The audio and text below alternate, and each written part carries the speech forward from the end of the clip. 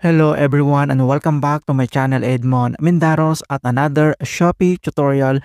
Ang pag-uusapan natin at i-guide ko kayo on how to delete TikTok URL link to Shopee Affiliate Promotions platform. Kung nalik mo na or na-add mo ang TikTok account mo sa Shopee Affiliate Promotions platform at gusto mo itong i-delete o kaya naman mag-add ng ibang TikTok account, ay may option naman para i-remove or i-delete ito. Hindi naman necessary na talagang kailangan i-link ang TikTok account or other social media platform. Ito ay optional kung gusto mo or hindi naman. So sa mga bagong affiliate na di pa kabisado paano mag-unlink, ang video ito ay makakatulong sa iyo. Kaya stay tuned ka lang para mag-guide ka at start na natin. So kailangan mo lang i-open ang yung Shopee applications and then i-click mo lang yan. At once na open na, so dito lang sa baba ay kailangan mo lang i-select dito yung Meetup profile na makikita dito sa bottom right corner and then i-click lang. At kapag na-open mo na yung Shopee homepage profile and then next step, so dito lang sa more activities and then kailangan mo lang i-select dito yung affiliate program. So ilalagay ko sa description box yung iba pang tutorials ko regarding sa affiliate program para mag-guide ka. And then next, kailangan mo lang i-click dito yung affiliate program.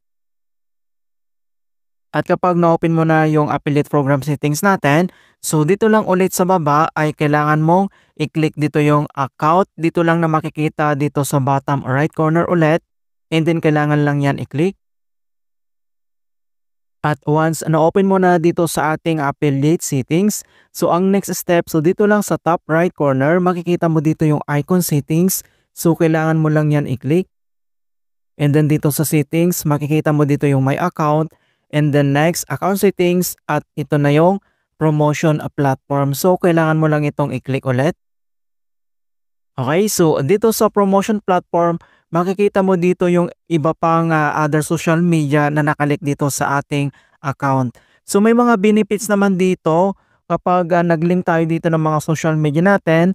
It's a Shopee affiliate program naman na ating mga requirements na requires tayo na mag-declare ng ating social media platform dito na kailangan natin i-add para sa ating compliance ng kanyang rules. Pero is an optional naman kasi pwede naman natin itong i-remove or mag-replace ng other social media.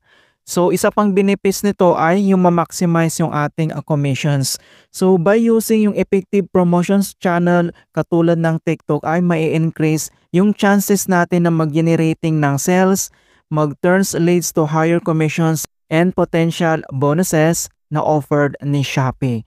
Yan, so makikita mo dito na may mga other social media ko dito na na-add katulad ng YouTube and then ito yung TikTok. So makikita mo dito na verified.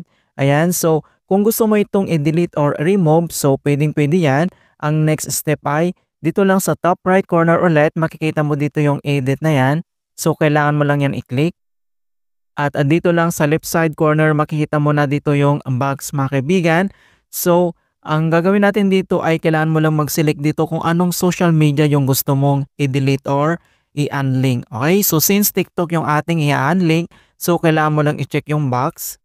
And then once na check mo na siya, and then dito lang sa bottom right corner, makikita mo dito yung delete na options. So itap mo lang yan.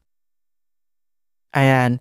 So once na-tap mo na dito yung delete, so makikita mo dito na na-remove na siya. And then next step ay kailangan mo lang i-click dito yung save na dito lang sa top right corner. So i-click mo lang yung save. Ayan. So makikita mo guys na na-remove na yung TikTok dito. Kung gusto mo ulit na i-add or i-link ulit, so kailangan mo lang i-tap dito yung add promotions platform. And then nandito ulit sa baba makikita mo dito yung notifications na add promotions platform. Makikita mo na dito yung TikTok, Instagram, Facebook, YouTube, Twitter, and other social media. So select ka lang dito at i-follow mo lang yung prompt instructions para ma-add natin dito kaagad.